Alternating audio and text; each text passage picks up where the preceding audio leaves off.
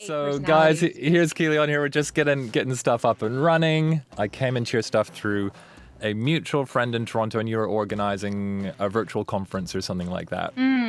So I was like, oh, this dressage music looks really interesting. And it's just been fascinating seeing the 1,000,001 things that you seem to be up to in any given day, let alone with your career as a whole.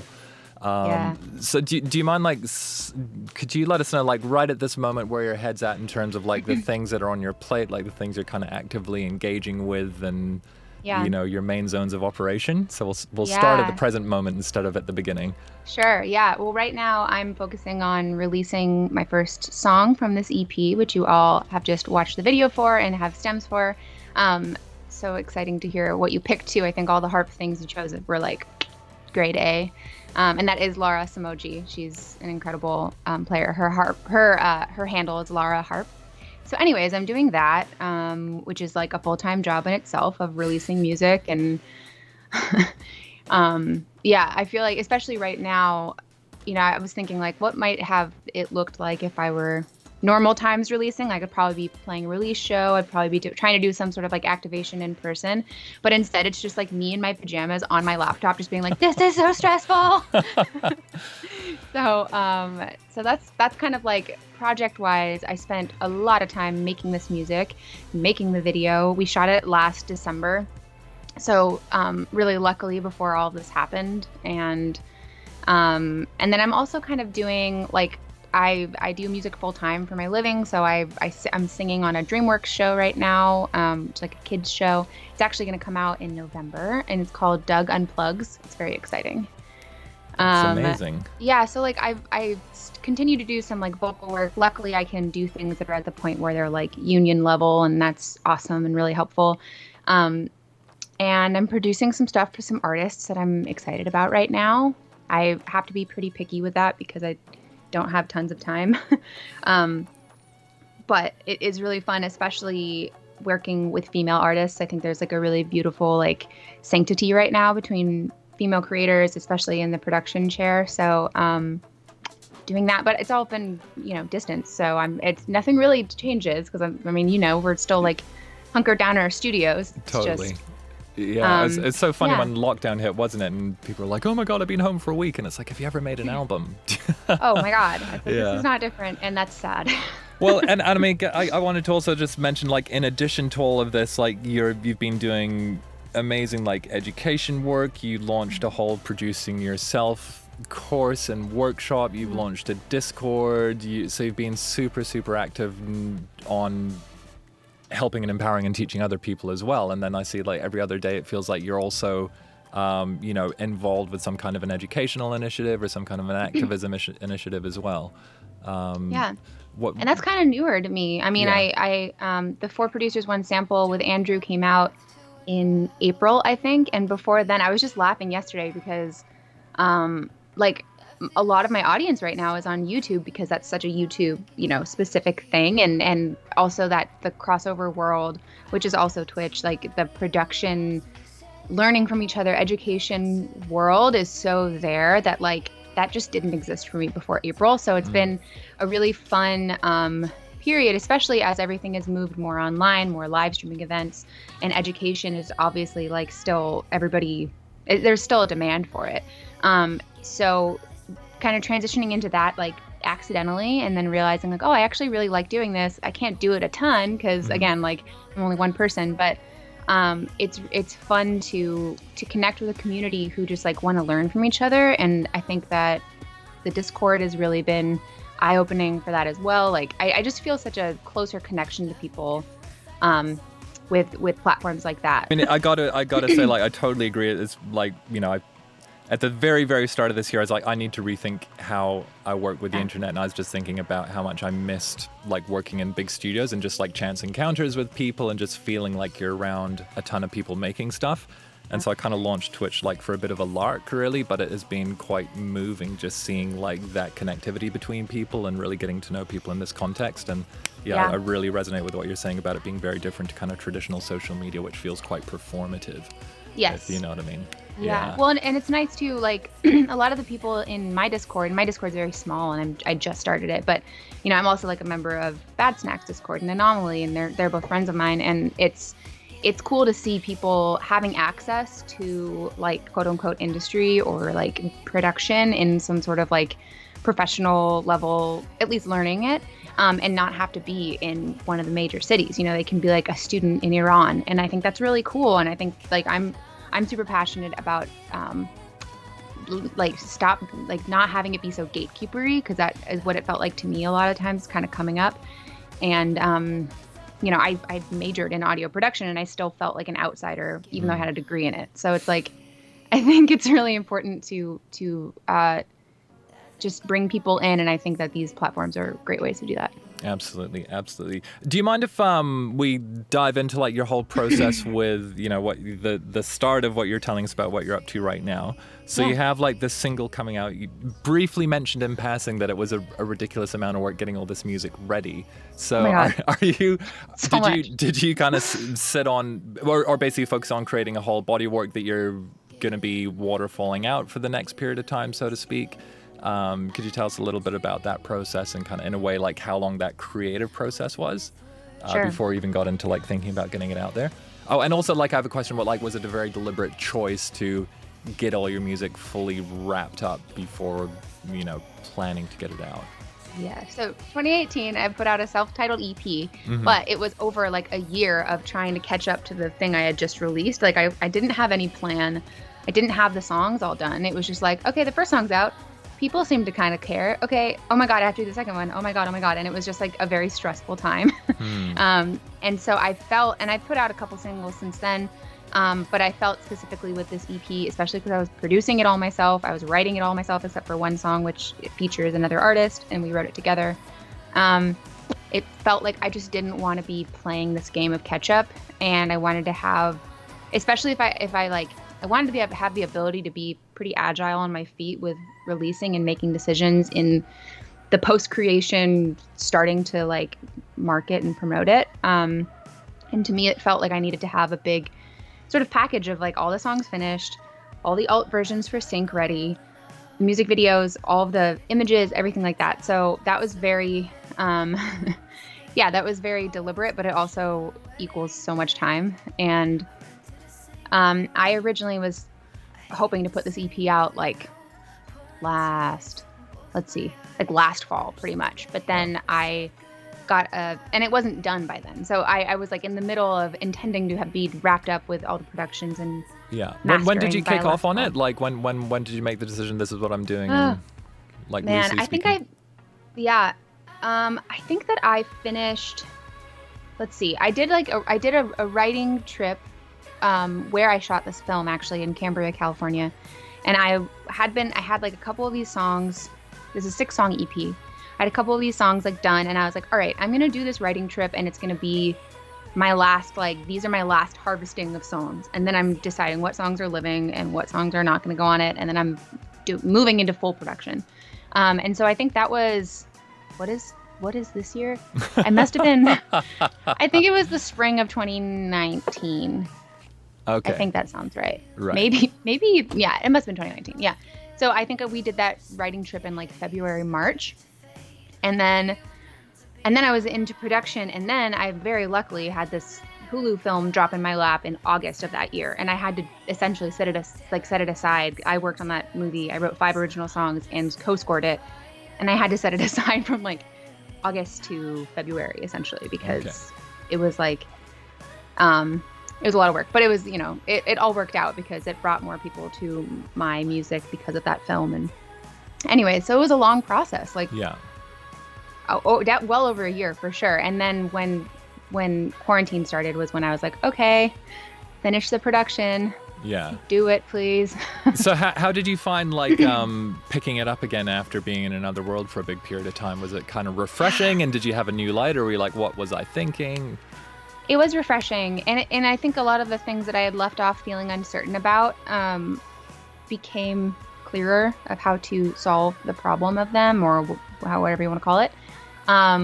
Also, I had this was my first project that I'd switched to Ableton for. I was previously working in Pro Tools, so I was like, I mean, I'm pretty fluent in Ableton now, but even just like starting to make this project, I was still kind of like newer. I obviously know all the theories and things of a DAW, but you know, it's totally different when you switch and you don't know all your shortcuts and you don't, you know. So it's true. Yeah. So not only did I jump in being like, I'm making this all myself, I'm producing it all myself, I'm also producing it in a new DAW that I haven't been working in. So, right. So after then making this, I scored the film in Ableton and I wrote all the songs, produced them in Ableton. So it felt like I had like sharpened all of these skills, and then I could come back to my EP and be like, I'm wiser now. Here are the ways that I'm going to finish this. And yeah, it was really helpful. That's great. That's great. Can you can we do a quick nerd tangent rabbit hole about sure. You know, there's always the what DAW do you use question. So I have a similar thing in terms of like done a ton of stuff in Pro Tools. I still use Pro Tools for certain things and Live for others, and I love them both. But what was your kind of main frustration in Pro Tools, or was it more like there's a shiny carrot or grass is greener that led you over to Live? And if you don't mind, like actually expanding that out into like, you know, all the things you're trying to achieve and where you might have been frustrated or whatever that led you to jump. Well, I think that I learned in Pro Tools, and it's so great if you're working, like if you're, you know, recording drum kits, if you're doing like a lot of live tracking. Like I still record most of my work for hire vocals in Pro Tools because the comping and the playlisting is just so leaps and bounds beyond Ableton right now. So I was feeling like as I started to produce my own stuff, my first EP, I basically like had started it with friends. We'd co-write, we'd work on in their studios, and then I'd take all the sessions and all the files and I would just like mold them the way that I wanted them to be. And even just doing like automation and MIDI stuff in Pro Tools just felt so clunky and so unnecessarily slow. And it felt like the world and everyone around me was in Ableton, and I was like, you know what, I'm just gonna try this, because I would see people I would work with and just be like, you know, and then it's like, here's all these lanes of automation, all these millions of different things you can do. Oh, you can just click it, you can just drag it. And it felt more intuitive for when I was starting to work more MIDI and more like insular as myself, instead of like needing to, you know, track a live band, for example. So I think, especially with automation, it just feels so much more seamless, and like, I don't know, I hate how you have to like add things in Pro Tools, and it's just slower. So yeah. And I think that's a lot of people's answers, right? It's like MIDI is better. It's just like quicker and more creative. It's also a great writing tool in a way that Pro Tools just doesn't feel like it is. So, yeah, I love how it's very, very elegant and musical, dare I say, as well, you know. Did you have any like major kind of breakthrough moments, or did you like discover a thing that made it all click for you when you were in Live? Or was it just incremental improvements that kind of added together across time? I think it was incremental, but I think also I think the big clicks were like, oh my God, I can just do this. This isn't like breaking the rules like it felt like it was in Pro Tools. And I mean, like, and even in my courses that I teach, I'm like, listen, like you might have somebody tell you this isn't like the proper way to do this, but trust your ears. And I think that Ableton, because it's so easy, you just like drag a plugin, you drag a thing. I think that it allows you to be more intuitive with like trusting your own judgment and your ears. And that's what I really like about it, is that it just felt like the rules that I had felt pretty like stifled by with what I learned in college. It felt like those kind of went out the window, and I could just do what I was hearing. Yeah, that's right. Actually, Craig, I love what you're putting in there, your Craig quote about Pro Tools being software disguised as Studio Ableton stuff. But yeah, I think it's like Pro Tools is really like the ultimate engineer's tool, and Live is really like it really is an instrument, isn't it? And I think it's so fascinating, like how you can really push Live into so many different directions as well, you know, like when you see people, it's like they're just using it all fully for live sets, or other people who are using it as writing tools and all that kind of stuff. I think it's really exciting, and I also think it's just I don't know, less pretentious in a way. Like I will always gravitate towards things that are less pretentious, and that's just my vibe. That's hilarious. I love it. Yeah. So can we get a little bit meta right now? Like I'm sure you might have similar conversations on your Discord, but one of the things like I find I'm talking with a lot with people on here is like this whole concept of balancing up like the creative and intuitive mind and the technical mind while also trying to learn things and master new technology, and how you like balance going between these different brains and kind of harmonizing them together. You mentioned that you've got a degree in production. When we were chatting yesterday, I saw you had, or was it actually on 4 Producers, you have like instruments all over through the house. So in your whole career as a musician and a producer and everything, have you kind of discovered any particular mindsets that really help you going between all those different legs of the stool that you need as an artist in the contemporary era? Yeah. I mean, I think that luckily I feel really, really, I feel really grateful that I, starting out in LA, basically was like, all right, I'm going to be a singer, and I'm known right now to like my network of composers and producers that I know, because I have a home studio and I can record. So for me, like now when I'm just trying to sing and like write at the piano, if I'm not recording it, it actually feels really unnatural, because it becomes such a, I mean, you see my mic arm, right? Like this is a manly reference cardioid mic. This is my like vocal microphone. And it's just, I've created my room to feel just like extensions, and it doesn't really matter if it's like, an acoustic instrument, or if it's a computer, or if it's like an analog drum machine or a synth or my piano. I've very much so, as you want to in a studio, made everything ready to go at all times. So it feels like everything is just an extension of my brain.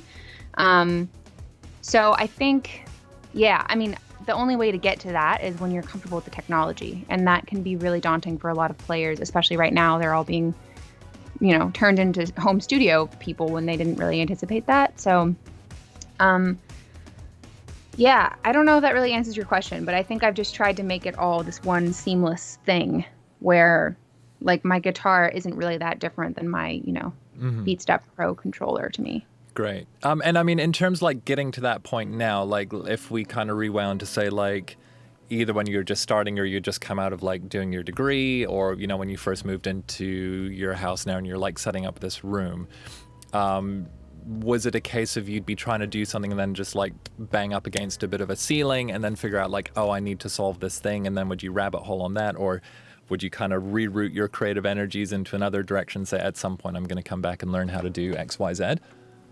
Yeah, I think, I mean, I think that I, for a long time, really just said I was a singer. So I didn't really wrote at piano and I sang. So like I was keeping myself from those walls coming down. And I think that, there came a point where I was like, all right, like you need to learn Pro Tools properly. And you know it because you studied it, but you felt all of these pressures and all these things. Like I very much so felt like an outsider in that program. It was extremely male dominated. It was quite sexist at the time. I think it's gotten better, but I mean, that is the culture that we sort of live in this tech side of music.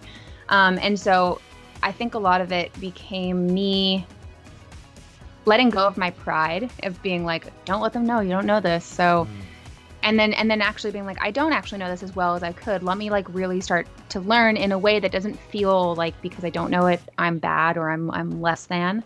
And it's more of like, I'm going to learn. And I think also normalizing that for other people has been really powerful for me, and like almost healing that within myself of like, hey, it's okay if you don't know. Like everybody doesn't know something, and then they know it, and then that's how they know it, like.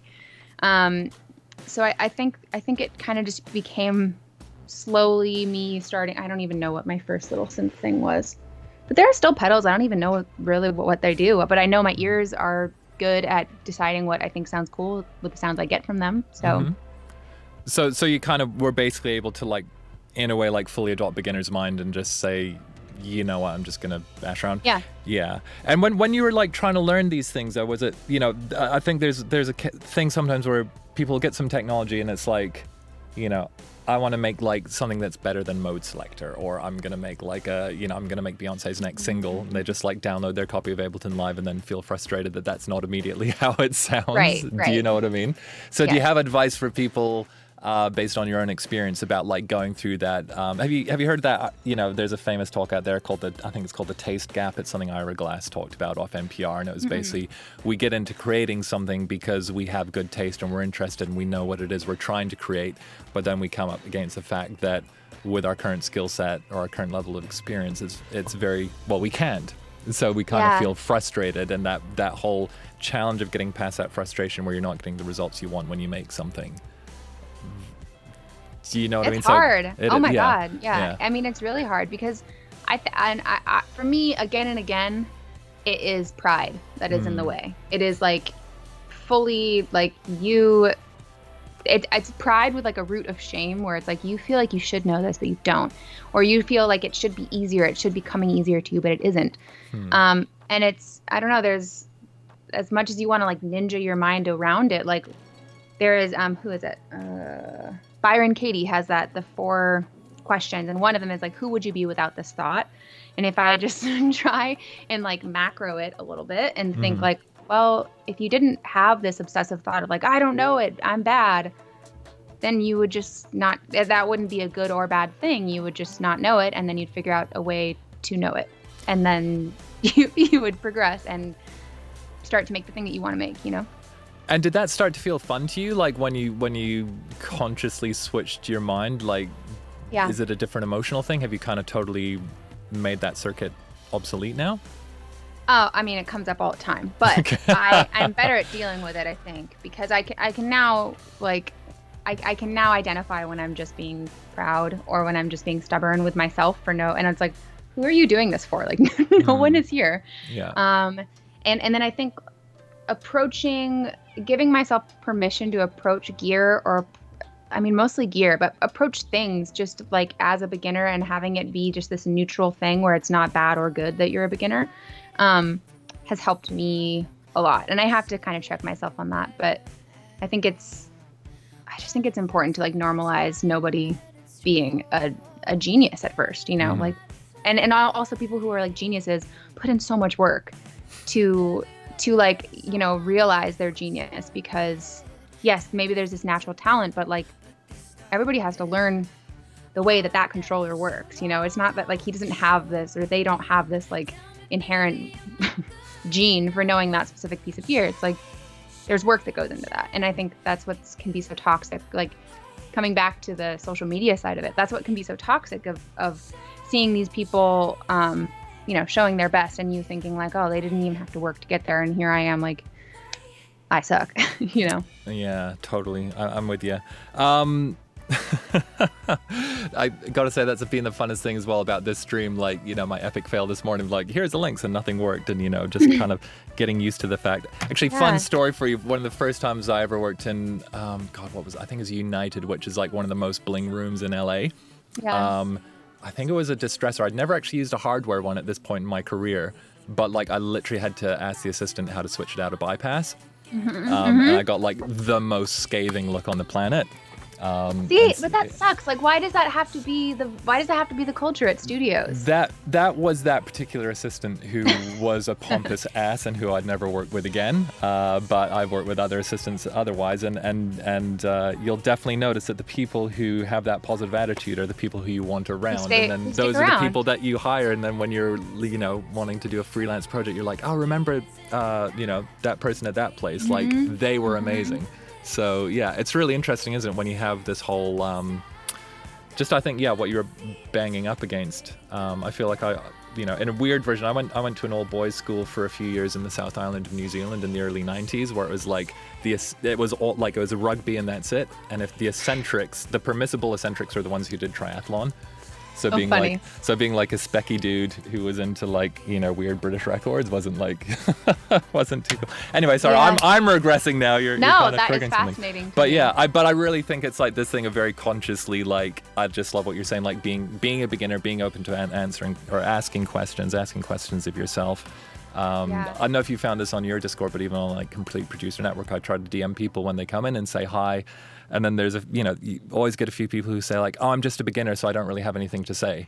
And it's like, no, please ask the questions. That's the entire point of being here, Yes, absolutely. And I think like, you and I maybe didn't get that kind of kindness all the time. I mean, I'm sure I had great experiences and mentors, but also like I had a lot of experiences where I was just like, you're being an asshole to me because it's about you. It's not about me. It's about like, you are seeing somebody not know something and then like because of your own insecurities pumping yourself up to be a jerk to them. And I think like if we can be the versions of the nice assistant who's like, oh, this is how you get it out of bypass. That's totally. Like, that changes people's lives, and that's important to me. So. It really does. Actually, it's funny. I'm just having a deeper flashback into that session, which is I also like had to spend the whole time running around this massive multi-studio complex trying to find my assistant plug something in. And I went and spoke with the nice young lady who was on reception. I was like, have you seen blah, blah, blah? I'm trying to figure this out. And she was like, oh, let me have a look. And then after 5 minutes, she came in and she was fully in like heels and a receptionist outfit. And she like said, what are you trying to do? And she like sorted it all out on the patch bay for me. And I was like, oh my God, I had no idea you were an engineer. So I was like, immediately, can I have you in my session? He can go and answer the phones, please. Yeah. Do you know what I mean? I mean, yeah. Yeah, it's all attitude. There's so much of that too. I worked at Interscope for a minute when I first moved out here, and there was like that female in the assistant role that is just so like pinholed into that one thing. Oh my God. It's really unfortunate, and I don't know. I think it's changing, but slowly. Totally, yeah. And just catching up on the chat. Yeah, Zach's just saying here, I still think vulnerability is a key to being an artist. I think the one thing we all have in common is that feeling of shame. Yes. Isn't that why we all turn to art anyways? Like we feel this like, oh, there's something different about me. And then you find beauty because of that. And I think that's awesome. Yeah. Can I ask you about like, I'm very interested to dig a little bit more into the fact. So 2018 was your first Dressage EP. Is that correct? Were you releasing music yourself? Were you part of like kind of bands or projects before that? Yeah. Yep. I in college. So I went to Berklee College of Music in Boston, and I studied music production and engineering.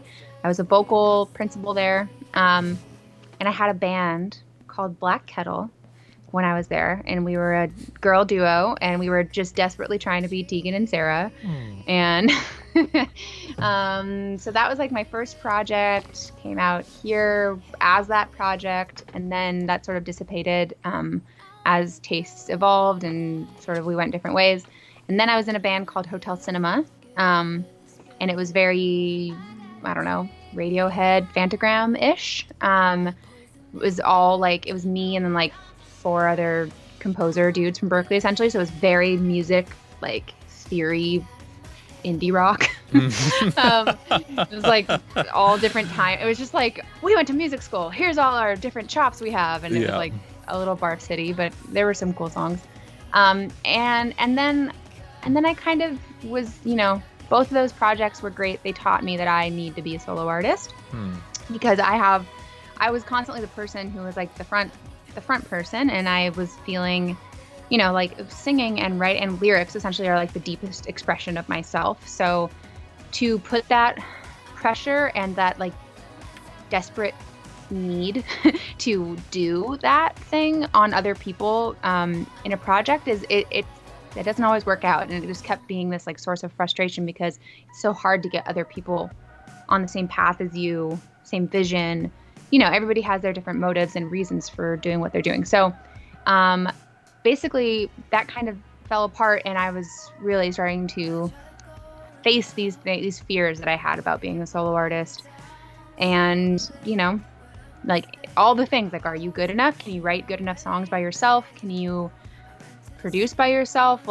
And so that brought me to a couple years of like me just writing songs and doing stuff, and I was just going as Keeley. I didn't release anything, but all the while I was still, doing like sync writing and vocal work and working as mostly a work for hire singer. And then, that sort of brought me to Dressage, and I was really starting to zero in on the type of artist I wanted to be, the type of like textures and sounds and influences I was really inspired by. And it's been wonderful because it feels like it's like completely my own. And that took a long time to get to that point where I was like secure enough to have something that was totally my own and stand behind it. That's amazing.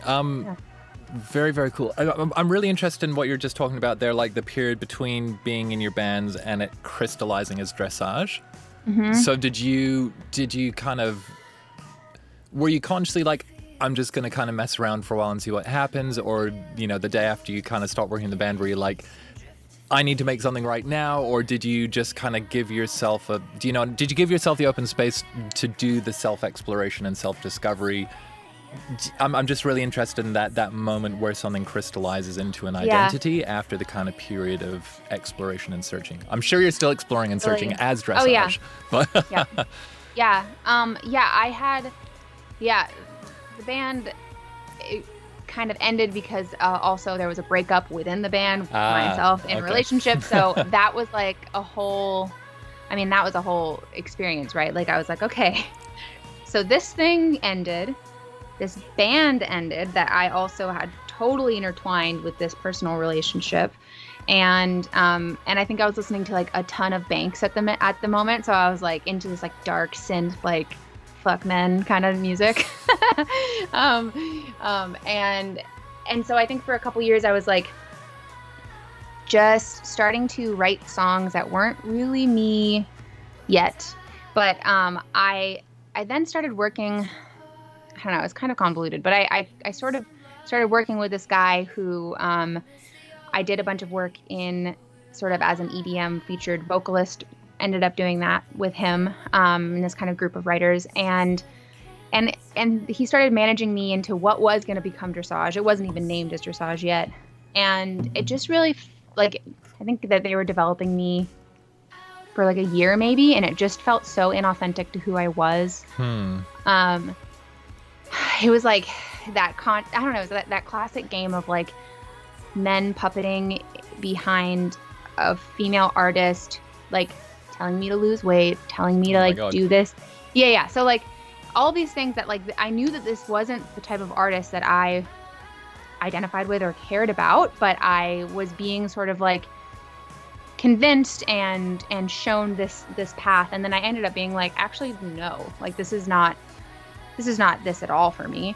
And that is sort of what Dressage was born out of. It was actually like, it was very in step with 2016, essentially, with like just this realizing like the Me Too movement, Trump getting elected, like all of this stuff where I was like, this is fucked. Like, let's know. And so Dressage also became very empowering. It became very feminist based for me.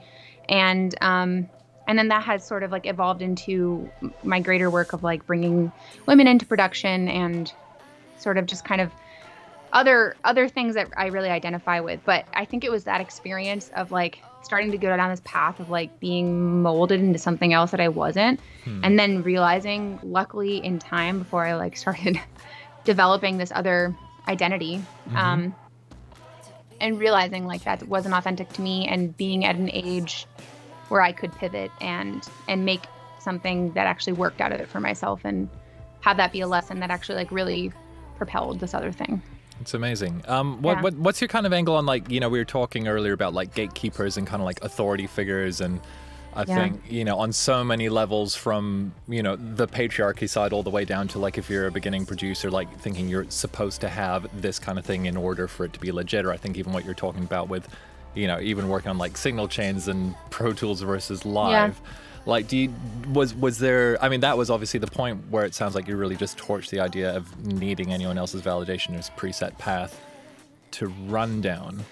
But I mean, it's like, what do you think, like, what's a balance between like learning from people, feeling like there's something you're supposed to do, versus being able to tear up the rule book and just entirely define your own path in yourself? I think that it's the game of like having the foundation of like what is the manual for how to do things in like the proper way, and then knowing that stuff, and then being able to break it and intentionally know like, yeah, I'm not doing it that specific way because actually I think this way is cooler and it's not traditional, but neither are either of my favorite art and like any of my favorite artists, right? So I think it's like it comes with that giving yourself permission to break the rules, but knowing the original rules definitely is like a good thing to know. But I think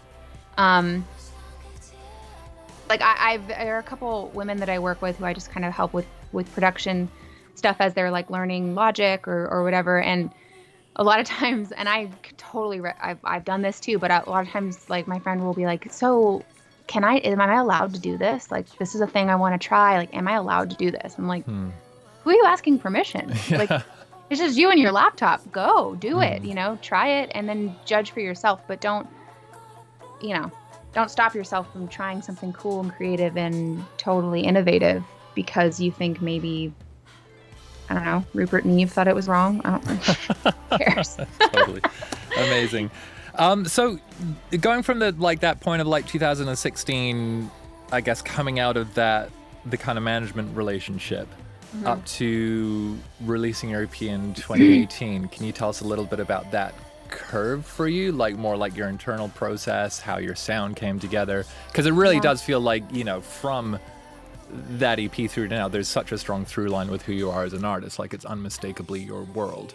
Thank you. So you're very welcome. Was there like a real kind of like crystallizing, or did you like wake up in the middle of the night and be like, here is the manifesto, and it was like, these few things, or Yeah.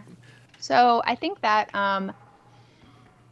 in that period, I was really looking at a bunch of kind of like not contemporary references for, I don't know, I say this a lot, but I'm so textural and I'm very visual with like the type of sonic world I want to build. So I was like, I come from a world of like loving vocal jazz. I grew up singing opera. So there was a bit of that I wanted to bring into the first EP. And specifically, I was doing a lot of listening to like Ravel and Debussy and working also a collaborator on that EP. His name's Greg Martin. He's just a fantastic musician. And he was in my old band. And so we kind of wrote Center, Sediment, and Renaissance together on that first EP. And so really taking like sort of orchestral moments, right? Like trying to find these textures from like orchestral samples or real, I mean, like I have harp all over my EP, right? So there's sort of this like blending of electronic and traditional orchestral instruments and synths. And I think that like there was a lot of sort of that era of like French classical composer inspiration for me in that first EP. And so it's always been translating kind of through my work. It's a bit like dreamy. It's definitely like a hybrid crossover electronic real instrument kind of sound. But I think that a lot of it was like taken from early days France, really. And I think that like a lot of the colors and a lot of I was very inspired by that. Have you heard those old recordings of like Ravel playing Ravel on piano? Like they're made in the 30s. Then there's also like some old recordings of the Calvet Quartet, I think, which is a quartet that he used to work with, and it's all just super scratchy mono. I haven't. I'll find you the links afterwards, but I love them. Yeah. Wow. So I'm sure like totally shredding pianists will be like they're a better pianist or whatever, but there's something kind of doesn't matter. But it's kind of lovely thinking about like in a way of like, because it's Ravel playing himself, it's like, oh, like you're a kind of a producer making your own tracks. Yeah. You know what I mean? That's so cool too, to think that like the composers of these wonderful works, I mean, like, Mozart and Beethoven, who knows, they probably were the best players of their own work, but also the idea that like those types of people were composing these things for then these virtuosic performers to play, and that was their finished version of seeing somebody play their work like that. Totally. But the idea of seeing the creator play it is kind of lovely. Yeah, totally. I just wanted to kind of like dive into that one a little bit deeper. There's this thing I feel like I really want to understand about like how your overall like both like life arc, career arc, artist arc worked, and how that tied in with kind of the producer side coming out as well. I just wanted to come back to something you were saying before about like when you're in bands and the fact that you really started as a vocalist and a singer and a lyricist. Because I think it's very easy for me, or a lot of people in here who are kind of in a way building stuff from the computer up, if you know what I mean. Like just feeling that like one of your biggest impetuses, or maybe it was your biggest impetus, was really like lyrics and communication, and then that actually being what took root into you. Is it safe to say like you knew that you needed to build out the world to support what you're trying to communicate lyrically? Absolutely. And I kept feeling like, bless all these people that I worked with, they were so talented, but when you collaborate, there is sacrifice, and there is, if you have something in your mind, and this is kind of what I work with a lot of singers who feel, a lot of artists who feel this way, who are like, okay, I can hear it in my mind, but like when I work with other people, I just can't explain what it is, or they're not getting to the point, like, you know. And so I was feeling like no matter what I was doing, I know that I'm really picky. I mean, like, the amount of mix passes that I request from my mixer is ridiculous, because I'm so specific. At this point, I produce all my own stuff, so like I'm so specific with how I'm hearing every single thing.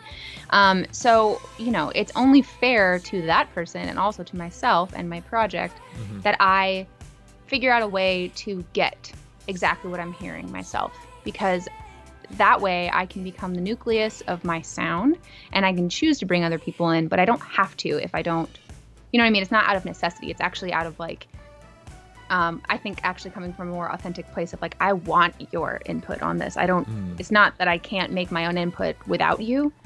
And so that was sort of like the reason. Like I've always been very lyric. Like I kind of write poetry. Like I write lyrics. That's mostly the first thing I hear when I'm listening to music.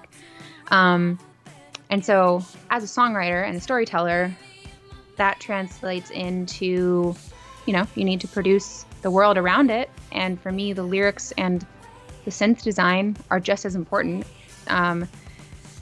So yeah, coming at it from, it is interesting. I hear what you're saying about a lot of people being like, you know, I'm a producer and I want to be writing songs, but I hear the beat first. So like, why would I be hearing lyrics to put to this? I don't even understand. So yeah, it's interesting to look at it from those different, you know, top down, bottom up kind of approach. So that was kind of, that was really the reason, was like, I'm still not getting exactly what I want. And I would like to challenge myself to get the skills to get to exactly what I want, production wise. Yeah. When you're thinking lyrics and then you're thinking like production and orchestration and you're kind of, you know, references of like the impressionistic romantic stuff, do you have a way that you think about elements in your track?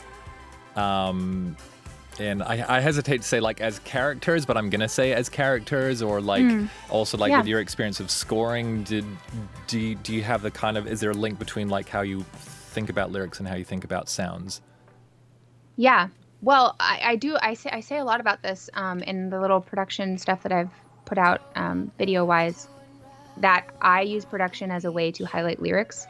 And so, like, especially in Who I Am, in verse 1, there's I'm a mess, but I'm trying. And on trying, I kick on this, like, I turn on RC20 and I turn the wobble up all the way so that you get this, like, very shaky, but I'm trying. And it's like, ugh, it feels anxious. And I think that using like, and that's why, again, love you, Ableton, because there's all these little moments of like, you can make a word sound, feel, have a different texture than the other ones so easily, and it helps the story that you're telling.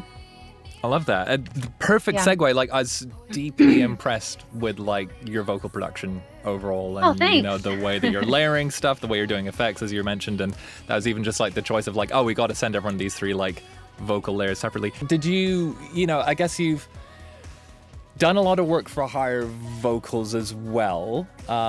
Do you have like overall thoughts, tips, processes, breakthroughs about basically like presenting the voice in a recording, layering it up in ways that are interesting? Totally. I think that I mean, vocal arrangement is like the most exciting thing to me ever. And that's really, I think that was actually my bridge into being like, you should do more than just the vocal production, because you have the ear for all of these different parts. Like, why can't that be synth layers? Why can't, you know, drum, different percussion types of things? And I think like at the if I'm like looking at a chorus of a song. Maybe it's not even one of my songs. Maybe it's just like I'm being hired to sing on this thing and they want me to do all the background vocal arrangement too. Typically I'll do like a lead vocal, I'll do a left and right stack, and so that'll be a double and a triple, and pan wide or pan really as wide as I want in that specific moment. I also play with the stereo field a lot and changing that throughout the song in sections. I'll do harmony layers, and usually each layer is doubled, and also a pan, like, left and right in some capacity of width. But yeah, I think like in general, choruses are sort of, I like to evolve them through the song. So the first chorus is going to be less full than the second chorus, and then the third chorus. Same thing with verses. I think I always like to like start verse 1 and verse 2 pretty similarly, so the ear can be like, oh yeah, I remember this vibe, this melody. And then the second half of the verse really build out more harmonies, more rhythmic changes, more melodic changes. And I think like the bridge, I love a good bridge. Just go anywhere. I mean, as you can tell in this song, like went to a different key. And yeah, so I think that overall arrangement of songs, there's so many different ways to sort of like find your specific ism with how you do your vocals. Amazing. And I love it.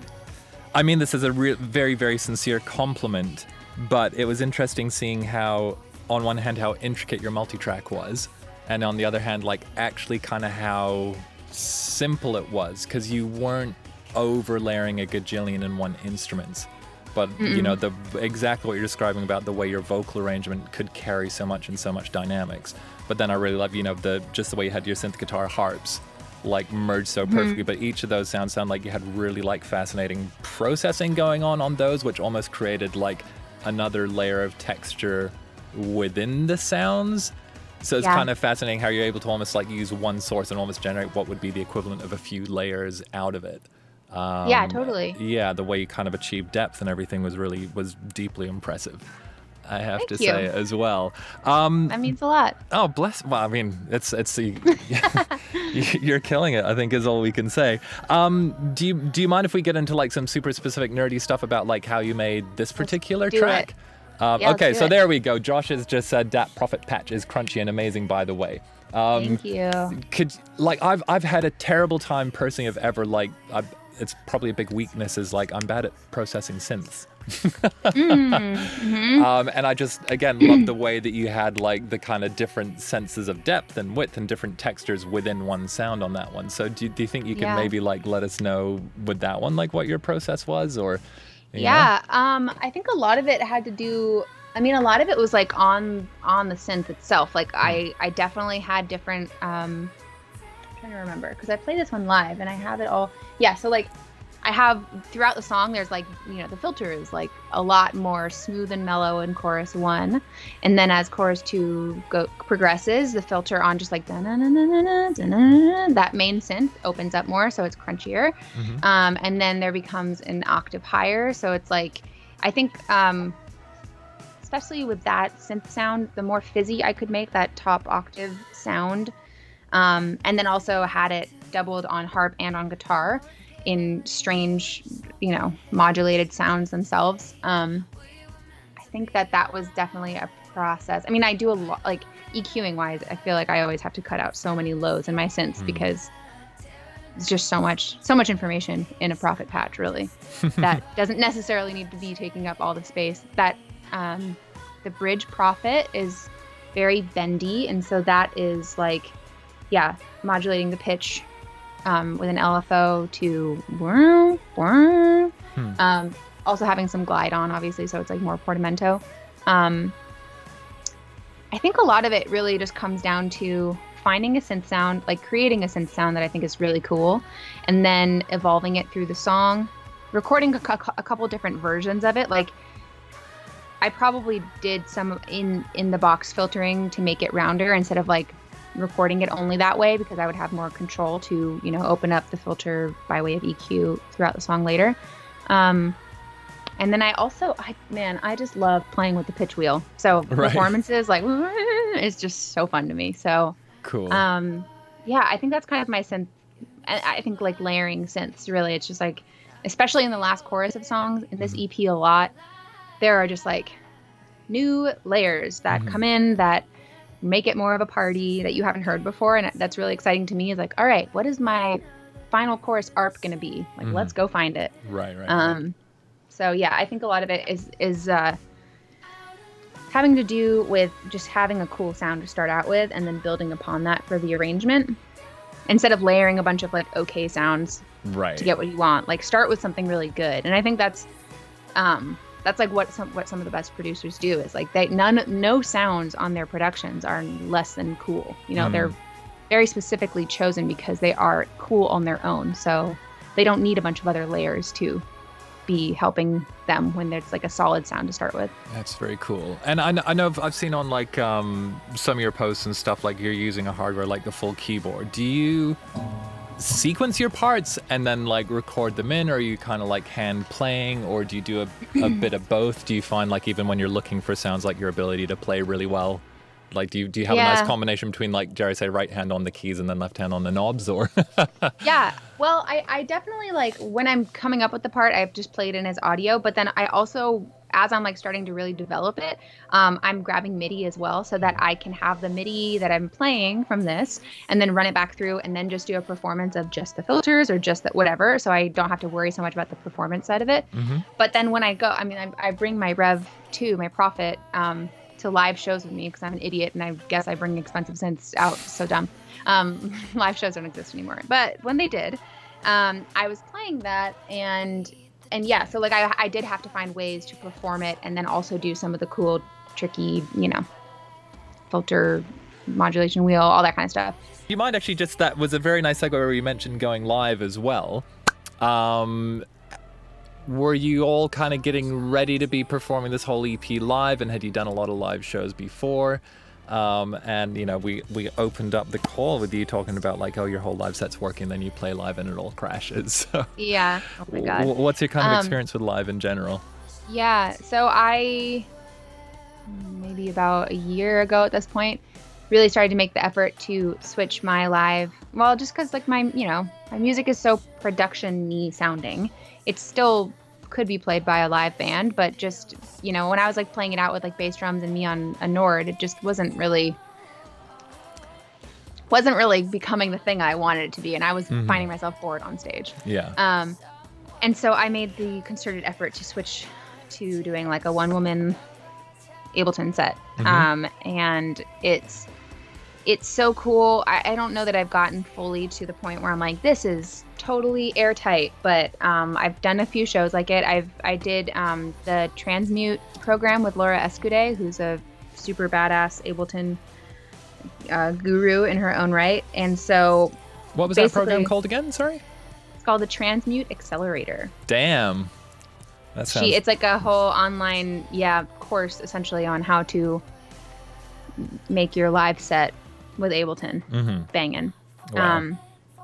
Yeah, so she's amazing. She's like, I think she was the first woman to be Ableton certified, and she like does all the live programming for like Kanye and all these huge artists. So she is also an educator and performer and artist herself, and so she does all of these sort of like educational programs on sharing her like deep knowledge of Ableton and how versatile it is for a live show. So yeah, I'm actually I was just given this opportunity to film a few songs coming up in November. So I'm now starting to dust off all my live gear again and put my set together. But no, I haven't really. The only new song is Who I Am that I've been playing out live thus far. So okay. It's great when I get it all together, but it's like weeks of programming it, and that can be really stressful. Yeah, totally. Yeah. So, oh my goodness. And it's so interesting as well, isn't it? Like, I think figuring out, well, what's the main thing that you're performing at a given point in time. And when you were mentioning like, oh, you got to play the thing while doing the knobs and all the pitch wheels, like, you didn't mention actually singing at the same time either. Yes. You know what I mean? Yeah. It becomes, oh man. And this is another thing where I'm just like, is this your pride speaking, or is this like you actually feeling like this is something that you want to try? Yeah, it comes down to a game of like, what is worth just being a track playback, and what is worth you performing? And also, can you sing the song? The most important thing is that you can deliver the vocal the best way, right? Like nobody at the end of the day really cares how much you were doing on your synth or what kind of like cool tricks you were doing, automating the vocal effects or whatever kind of drum pad stuff. So it's kind of a game of like, what is serving the song? What is going to make me enjoy myself and not look like a stressed out human on stage? But then also what is going to be really interesting and kind of not seen before, and what is going to be this sort of blending of tech and, you know, the songwriting world. It's and then once you get like visuals and lights and stuff, it's a whole thing. Totally. But it's such a fascinating concept as well, doing music technology live, like trying to figure out like what can I do that people will actually understand is connected with what they're hearing. Yes. It's interesting. Yeah, and it's interesting to watch back a video and be like, that didn't translate at all. But what I did took me like a whole week of practicing to make sure I could do that move. Like I bought a MIDI theremin and I was like, I'm going to do MIDI theremin live. And I was just like, no, I'm not. I'm literally not going to do that. Maybe one day. But the world of MIDI is so deep. Like you can use a Wii controller to like do effects. Like Laura does this. She has a Wii controller and she's like affecting her vocal effects. And it's very like showy, cool, look at this audience thing. But also like, I don't know. You just have to kind of like pick your battles, because having too much stuff on stage is just not fun. Totally. Yeah. And it's a very, very different being in front of people, like in a noisy venue, compared to being on your own in a room, isn't it? Yeah. And then getting to the venue and setting up and dealing with the sound guy, like giving you the most stink eyes in the world because you have all the gear. Yeah. Just like, oh God. Totally. But yeah, getting to the level where you are, it is, you know, totally embraced that you have that kind of setup and you're given the kind of respect and time to get it together. That sounds really great. But, you know, the little venues in LA that I play, it's not so much the case. It's tough, isn't it? Yeah, I mean, it's been interesting in my chats with people about doing kind of solo shows with technology. Like so much of it also, I think what you're saying about then interfacing with the crew is also like, how can I design something which is as difficult as possible for them to mess up? Because like you were mentioning, almost as soon as you have like a live drummer, then it's like the venue defaults into like, you know, spend 20 minutes sound checking the kick drum. And then the track is at like -20 or something like that. Oh my God. Yeah.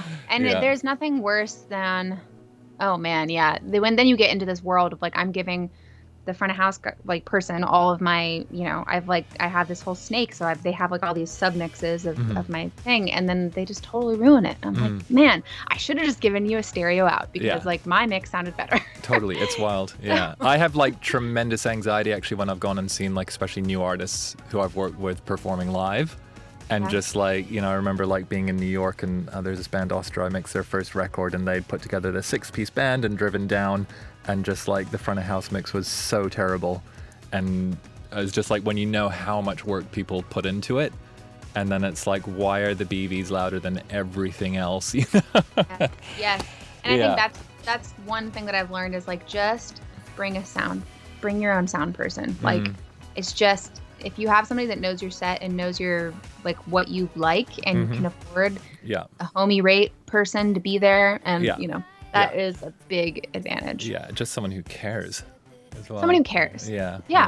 Oh goodness. Yeah, that's a no, dark and twisty road, isn't it? You know, but I know there are great front of house. Yeah. We do need front of house people. We need them to get back to work. There are also surprise wonderful front of house people that I've met at venues and been like, will you mix me like at this other place next week? And well, it's that weird like human psychology thing, isn't it? Like I'm sure, you know, I wanted to get into at some point talking about like releasing your music independently online and that whole process of kind of stepping out on your own. But you know, that thing where it's like you can get 100 nice comments, and then if you have like one person say something nasty, it's like that's what you remember. And whatever it is about the way the human psyche works is it's like the negative experiences can imprint themselves so much harder on us. You know, and trying to kind of get past that is tricky. But that's a perfect segue to how, you know, we talked a lot about the production side, your own process, your writing, your creating. How was that transition into, you know, releasing your own stuff and pushing your stuff out there independently? And I'm really interested in what you're saying with the first EP, where it was kind of like a song at a time and you were playing catch up the whole time, versus this one where you wanted to really like have the space to work on the release side of things. Yeah. I mean, I'm grateful that I'm grateful for the timing, because I had things pretty much ready. Like, I had intended to be releasing in the spring, and then the pandemic happened. Everything happened with the uprisings with Black Lives Matter, and it just like, I watched friends of mine who had released like the week of the shutdown, and it was like really heartbreaking. They put all this energy and budget and, like total self-starter ethos into a record, and then the timing just got so weird with putting music out. And so I felt that by having it all packaged and ready to go, I did have that luxury of being like, I'm just gonna see how this plays out for a minute. Like, I'm just gonna, and then I even set like I think I probably set this release date for October 16th in like early September, and I was like, it's too soon. It's not like, I'm not gonna have enough time. Yeah. And then I found myself like having weeks of just being like, all right, I think I'm like pretty much ready to go, because I made all my own assets as well. Like,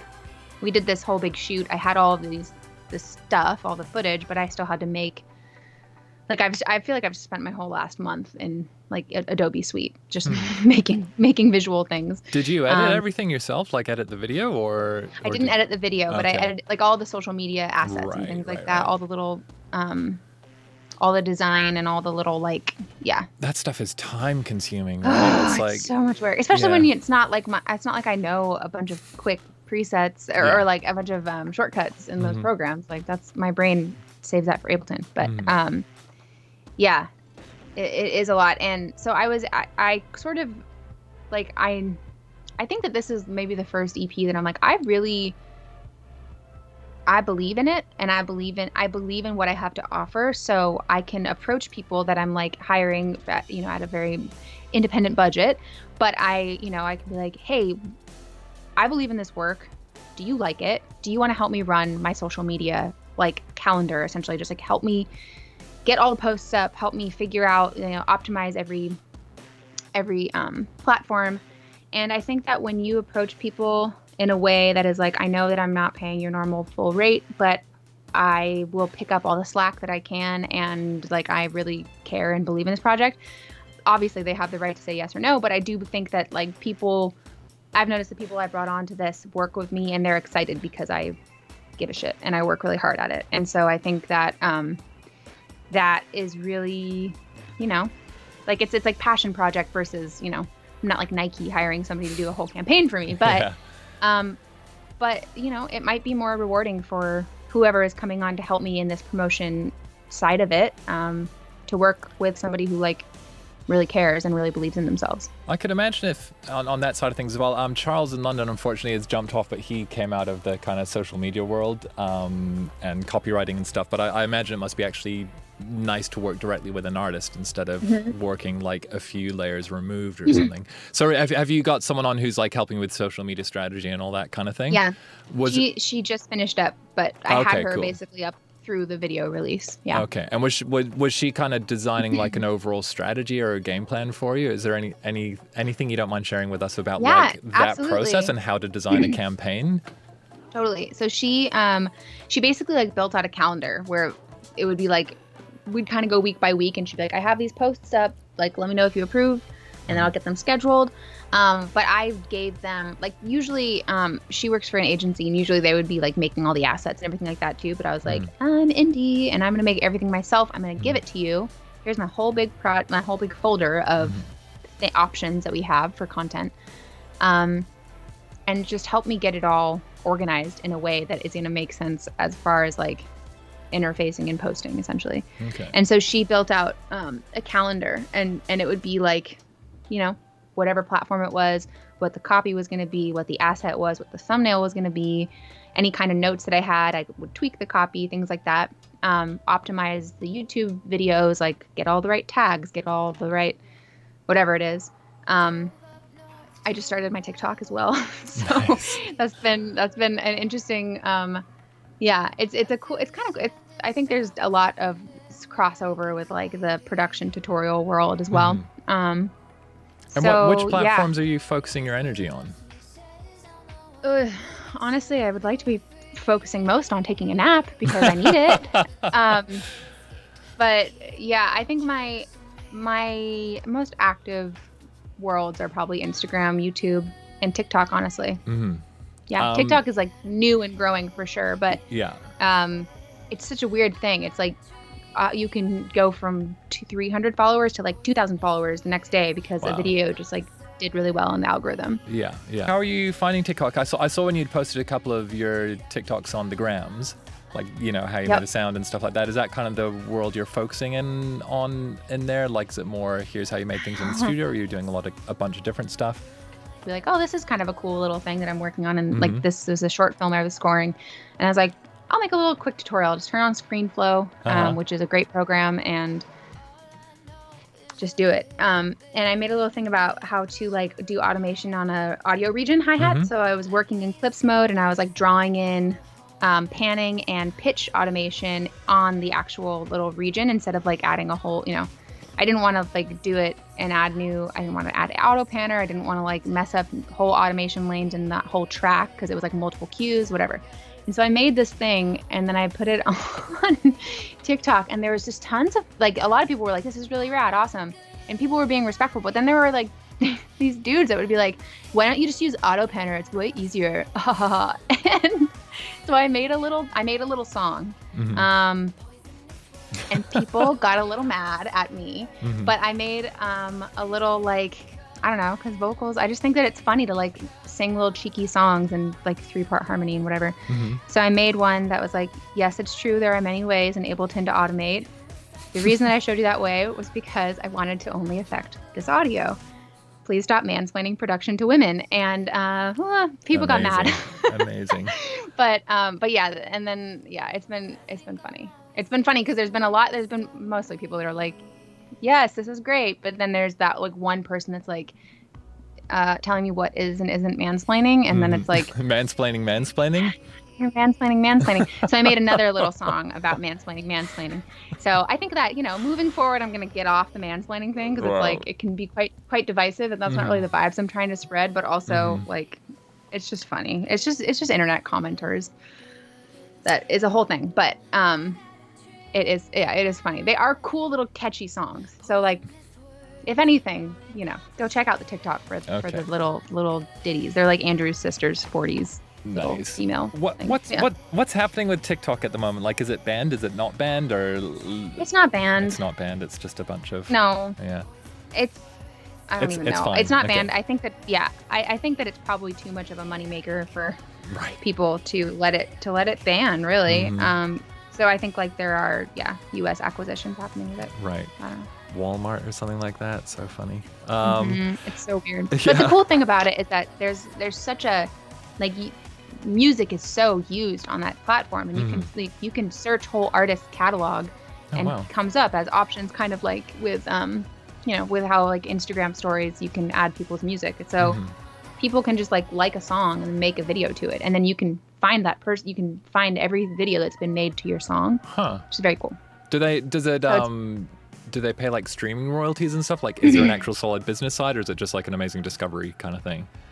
Yeah, I think it will monetize eventually, but it right now is like, no, it's just like, sometimes it can translate over to streaming and actual like monetized things, but other things, like it's funny, there are songs on there that are like these trending sounds that I'm like, oh yeah, I recognize it from that TikTok like trend, but then it turns out to be like a weekend song, and I'm like, oh, I didn't even, that's on the radio, like I didn't even realize that that's the same thing. So I'm not sure how much cross-pollination there is with like people hearing something on TikTok and then leaving TikTok to go find what it is and invest in that artist. It'll be interesting to see kind of how that shakes out. Yeah, it's fascinating, isn't it, as well? I've heard that there's I think that's such a good point. You know, have you seen all the Chinese street fashion ones that are going around? Like, we got a little bit obsessed with those in this house. If you haven't seen them, they're wonderful.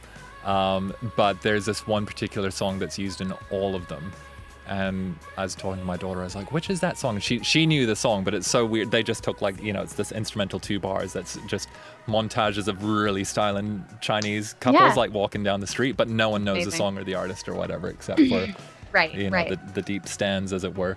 Nuts. And I mean, that's kind of do you mind if we do another segue into another like kind of stool in the leg of being a creative in the contemporary era? So we're talking about like monetization on TikTok. do you mind if we talk a little bit about just like the overall business of making music in the modern era? Obviously, it's like there's infinite permutations.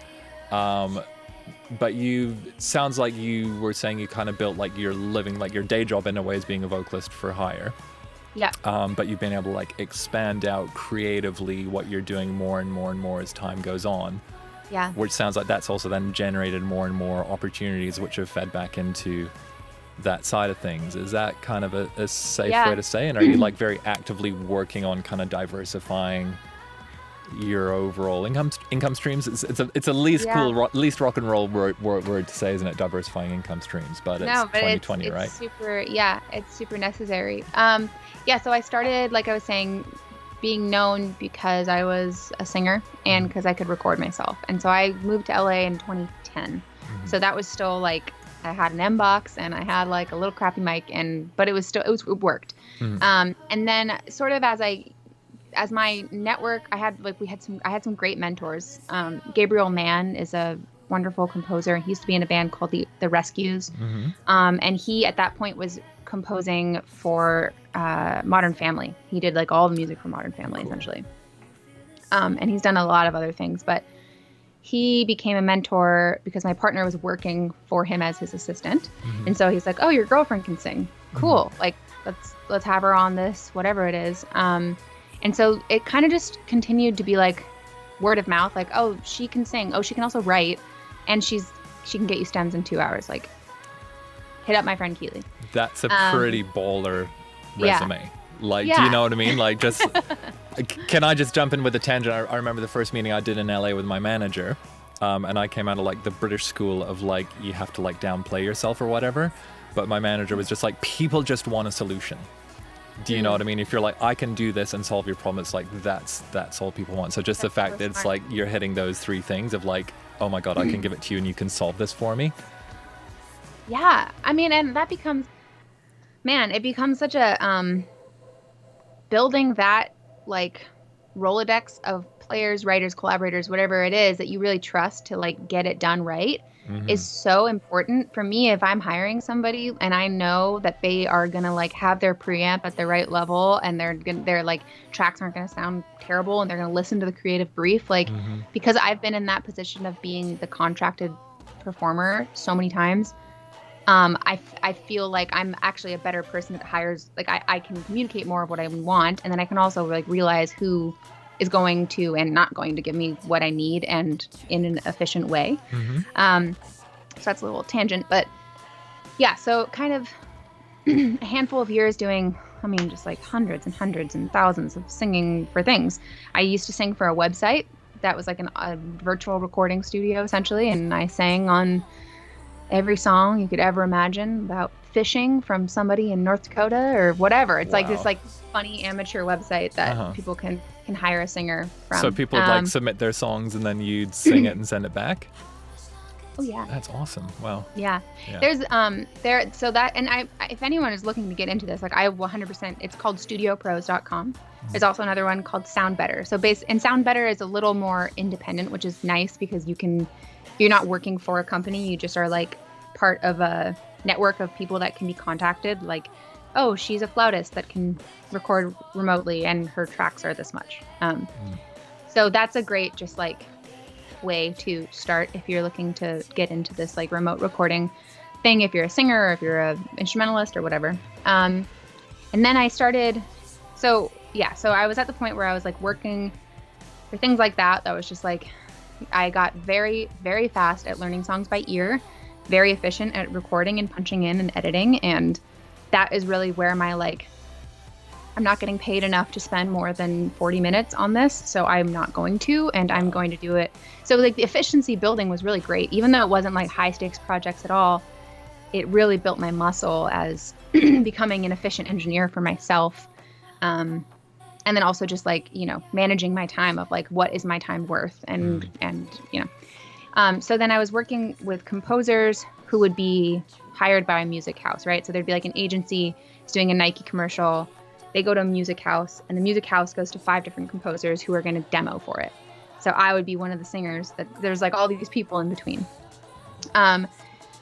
So I'd be one of the singers that a composer would hit up, and then the music house would start to become familiar with me and be like, oh, well, maybe we'll just hire her directly. Like maybe we'll just, we just need vocals, like we already have something or whatever.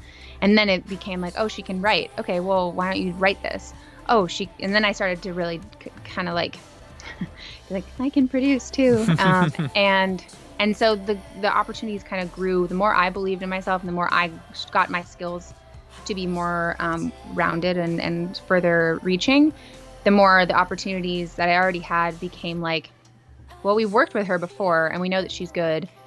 Do you want to just do this whole commercial? Do you want to just do, So it kind of really grew to that over a long period of time. I mean, it was like these music houses that I'd worked with for years that I was then starting to be asked just to compose the whole thing.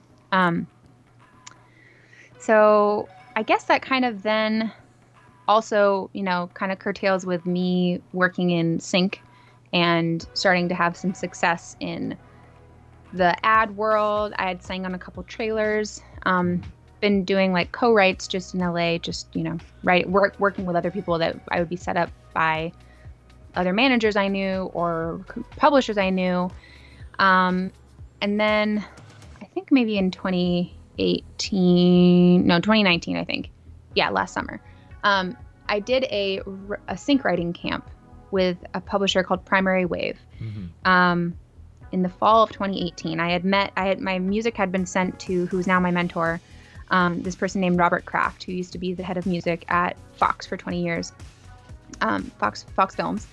And so that just kind of became this like very organic, natural relationship, and he just really believed in me. And somehow Primary Wave had reached out to him and asked if he had any writers that he would suggest for this sync writing camp.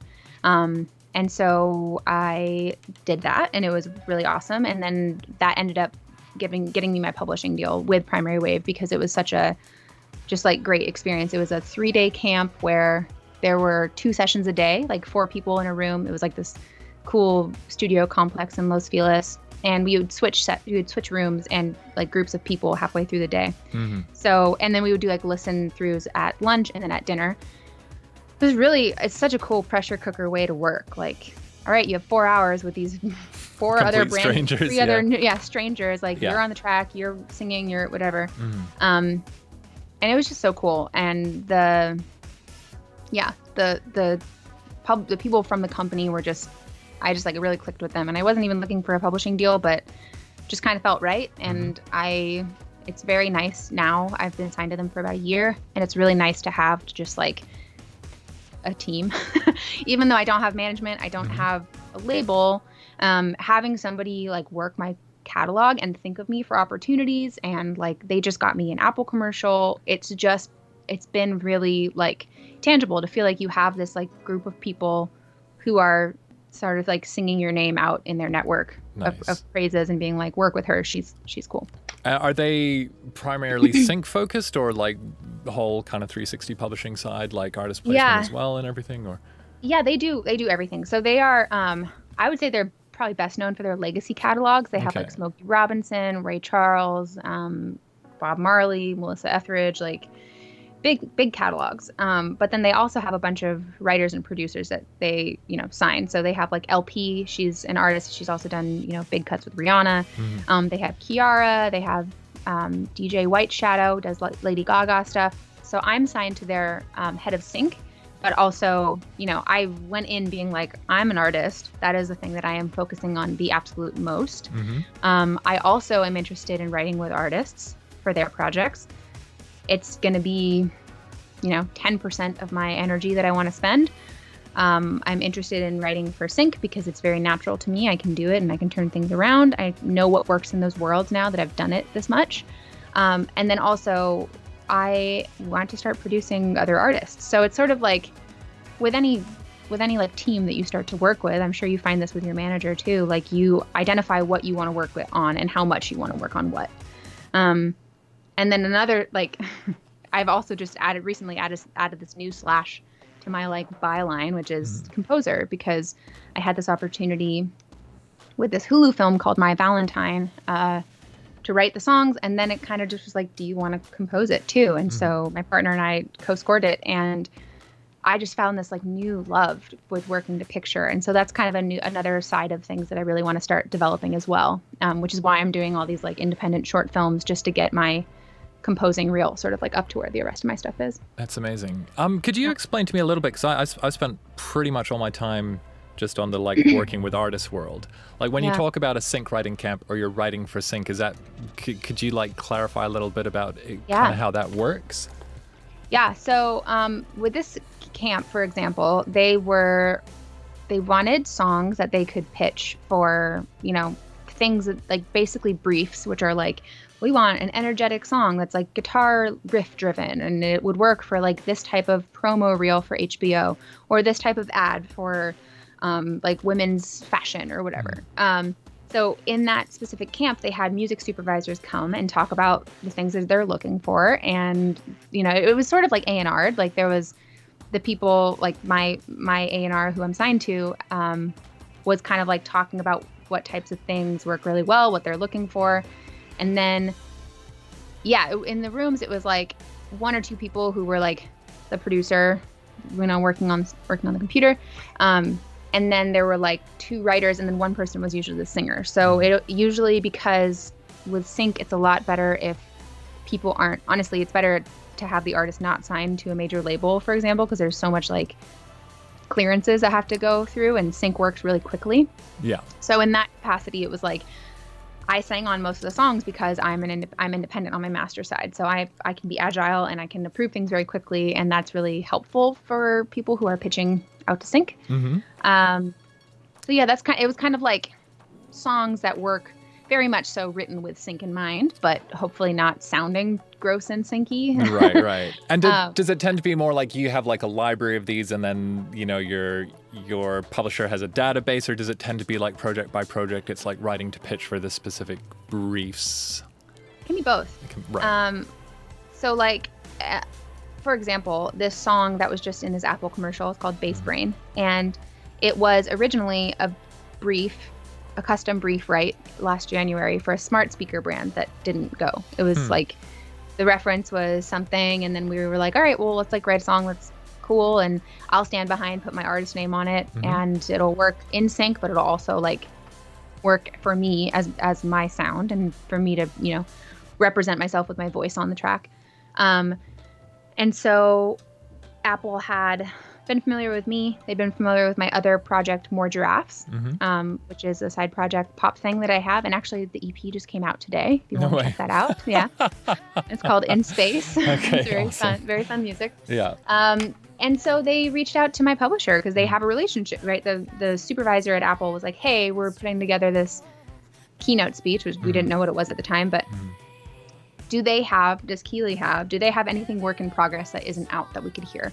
And so I had sort of like just handful of songs that was like, yeah, this isn't done, but like this could work, and whatever they're looking for. And then that was one that they were like, oh, this is great. Like we're gonna go with this. And we didn't know for a long time if they were using it or not. And then they were, and then it was in an Apple commercial. So they were familiar already with who you were, and kind of were scratching around and requested you. Because I had already been pitched to them from my publishers. So that is very my publisher, cool. Yeah. So like that's kind of an advantageous side of having anyone represent your master or your publishing side. Is like if they have relationships with the people that are looking for music at Apple or in trailers or whatever it is, and they can be like, hey, just so you know, like here's a sampler of our recent artist signings. Like here, check out this stuff. And so yeah, and I mean, I've been in LA for 10 years. So like that kind of stuff, Apple being familiar with me did not happen until very recently. So it's totally. No, I mean, it's a long it's amazing, drive. Isn't it? Just also like knowing stuff might get sent out, but it's always like you're planting seeds, and you never know when they're gonna take shoot or when they're gonna turn into trees and bear fruit. I have relationships that I have like people that I was set up with year 1 or 2 here that nothing happened for like 5 years, and then one day I got a call and I was singing on the Ellen show the next day because of that one person I'd met. You know what I mean? Like I was like a background vocal gig. Yeah. And I think that is just a testament to like people, like it's just time. It's just building your relationships, and it's just time. And then it's your name coming across people's, radar, and then seeing your work grow, and then being like, oh yeah, I'm going to see what she's up to. Totally. 5 years later, 6 years later. And it's an interesting way of coming around to what we were saying, wasn't it? Like the kind of grumpy assistant situation, which is, it's interesting. Someone who actually assisted me on a session like cat. Yeah, someone who assisted me on a session in 2004 in the UK, Catherine Marks, who I always remember as being so great on those sessions, and she's winning she's absolutely killing it at the moment. But it's just like wild seeing these people where you're like, oh yeah, that person was great, and you remember them, and you always assume, when there's like someone who's got a vibe, they're going places. Yeah. If you know what I mean.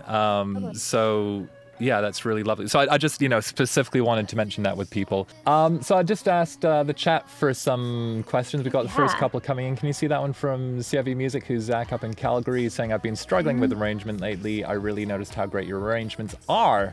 Any tips on getting arrangements going or getting your head out of loops? Yeah. I'm a fan of, like, for the sake of writing the song, make loops. Like, just get the vibe, build out the song structure, and it can be totally loop based. And then once you've like, I really like separating that process. If like adding the production and the tech is tripping you up, write the song first, build out the whole form, and then look at it and think about the evolution of like, all right, what do I want to feel propelled toward, or what do I want to come back from? Like, what are the emotions happening throughout the song? What are the peaks and valleys? And what can I do to add momentum, take momentum away, set up a new section? So like if you're working, for example, if it's like a drum loop, like change your hi-hat pattern for verse 2, or take out a hi-hat completely.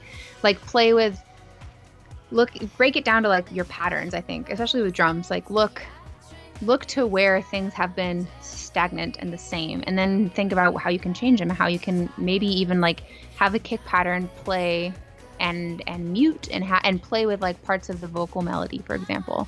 That helps me a lot. I also love space. I love it. I love muting things. So the more you mute, the more there is to have like the essence of the song come through, but then also the more you can hear, room for other things that are going to be outside of that initial sort of vibe that you built.